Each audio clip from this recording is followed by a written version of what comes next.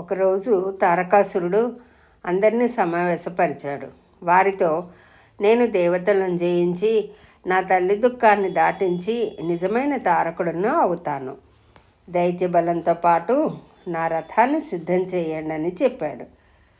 వెంటనే అతని సేనాపతి అలాగే సిద్ధం చేశాడు. గరుత్మంతుని పుత్రులని జయించి తన వాహనంగా చేసుకున్నాడు తారకాసురుడు.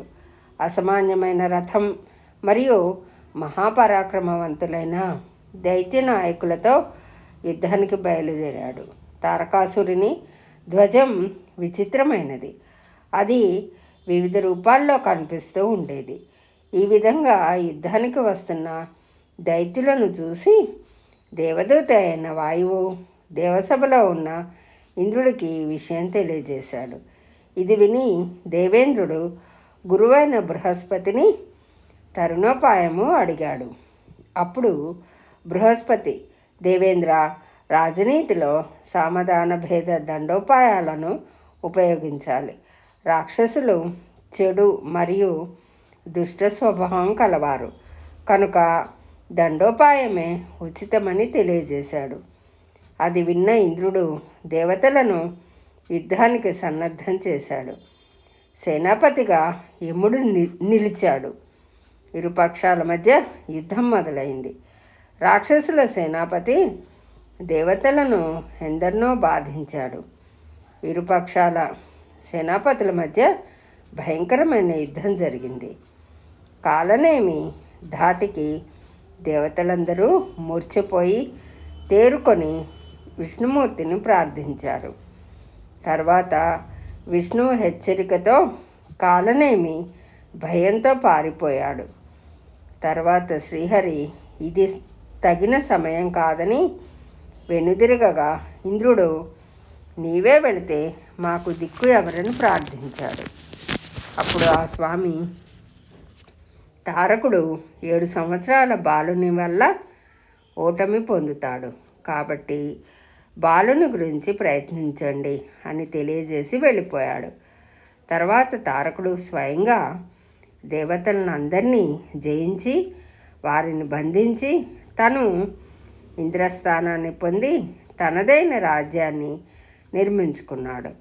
తర్వాత విష్ణువు ఉపాయాన్ని అనుసరించిన తారకుడు దేవతలందరూ కోతి రూపాలు స్వీకరించాలని, యజ్ఞభాగాలను స్వీకరించరాదన్న షరతులు విధించి వారందరినీ బంధ విముక్తులను చేశాడు. తర్వాత విష్ణుమూర్తి తారకాసురునితో, నిన్ను వధించడానికి కుమారస్వామి జన్మించబోతున్నాడు అన్న వాస్తవం తెలియజేసి కోతుల రూపాలలో ఉన్న దేవతలతో మేరు పర్వతాన్ని చేరాడు. వారితో బ్రహ్మహితమైన దాన్ని సూచించగలడు కనుక బ్రహ్మదేవుడి వద్దకు వెళ్ళమని చెప్పి తాను మాయమైనాడు. తర్వాత దేవతలందరూ బ్రహ్మదేవుడి వద్దకు వెళ్ళి తమ బాధలను తెలియజేశారు. అప్పుడు బ్రహ్మ అభయమిచ్చి, ఈ ప్రాంతానికి తారకుడు రాలేడు కనుక దేవతలందరూ నిజరూపాలు ధరించవచ్చని తెలియజేశాడు. మరియు శివపుత్రుడే తారకాసుర వధ చేయగలడని, దక్షయజ్ఞ సమయంలో దేవతలు తెలుసో తెలియకో శివనింద చేయడం వల్లే ఈ బాధలు అని చెప్పాడు.